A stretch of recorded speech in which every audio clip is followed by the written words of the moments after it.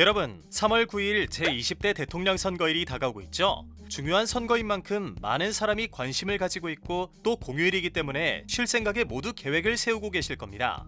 그런데 왜 선거일은 공휴일로 지정되어 있을까요? 모든 선거는 수요일에만 하게 되어 있다는 사실 알고 계신가요? 이 모든 것이 사실은 다 법적으로 규정이 되어 있다는 사실. 오늘의 법인카드에서는 한 번쯤 궁금했을 법한 선거일의 모든 것에 대해 알아봅시다.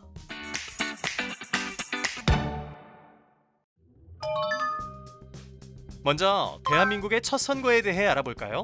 대한민국의 첫 선거는 광복 3년 이후 처음 시행된 국회의원 200명을 선출하기 위한 선거로 1948년 5월 10일에 치렀습니다. 당시 국회의원 선거법에 따르면 만 21세에 달한 자는 선거권을 가질 수 있게 되어 있는데요. 현행법상 선거권을 가질 수 있는 연령인 18세보다 더 높았습니다. 또 투표율은 95.5%로 역대 선거 사상 최고의 투표율을 기록했죠. 그렇다면 현재의 투표율 변화와 선거권 기준은 어떨까요? 투표율 변화는 다음과 같습니다. 대통령 선거 투표율 변화를 보면 2000년대부터 국회의원 선거와 지방선거 투표율은 1990년대부터 낮아지다가 2000년대 후반부터 투표율이 높아지고 있는데요. 투표율은 시민들이 얼마나 정치에 관심을 두고 자신들의 의견을 표현하는가를 보여주고 더 나아가 민주주의의 질을 보여주는 양적 지표라고 합니다. 투표율은 전체 선거인 중 실제 투표한 인구의 비율을 뜻하기 때문인데요. 여기서 선거인이란 선거권이 있는 사람을 뜻합니다. 공직선거법 제15조는 18세 이상의 국민은 대통령 및 국회의원의 선거권이 있다고 규정하고 있죠. 한편 1년 이상의 징역 또는 금고의 형의 선고를 받고 그 집행이 종료되지 않은 자나 선거법에 어긋나는 행위를 한 선거범 등은 선거권을 제한받게 되어 선거할 수 없습니다. 이렇게 선거인들의 투표를 통해 뽑힌 대통령은 정확히 어떤 일을 하는 사람일까요?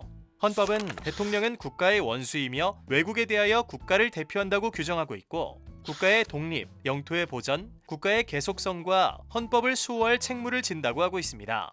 대통령은 국회에서 의결한 법률안을 공포하며 법률안에 이의가 있으면 국회에 다시 논의해달라고 요구할 수도 있죠. 또 대통령은 국군 통수권자로 군을 지휘, 통솔하는 역할도 하고 국가 안위와 관련한 중요 정책을 국민 투표에 붙일 수 있는 권한도 있습니다. 국무총리, 행정각부의장, 대법원장 등을 임명할 권한도 가지고 있죠.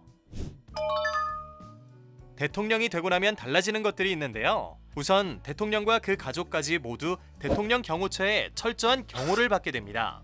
또 내란 또는 외환의 죄를 범한 경우를 제외하고 재직 중에 형사상의 소출을 받지 않게 되어 있죠.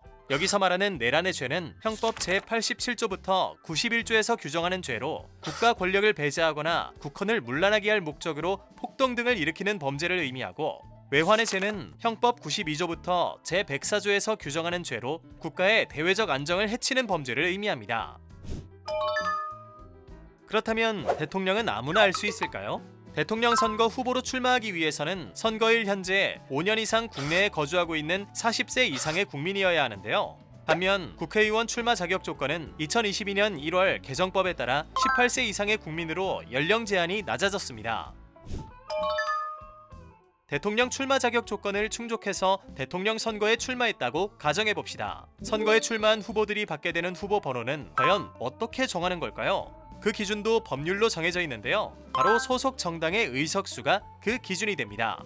가장 많은 의석수를 확보한 정당 순서대로 번호를 배정하는 방식으로 후보 번호가 정해집니다. 만약 의석이 없는 경우에는 정당의 이름을 가나다 순서로 배열하여 번호를 부여받게 되고 무소속 대선 후보의 경우 추첨을 통해 기호를 받게 되는 거죠.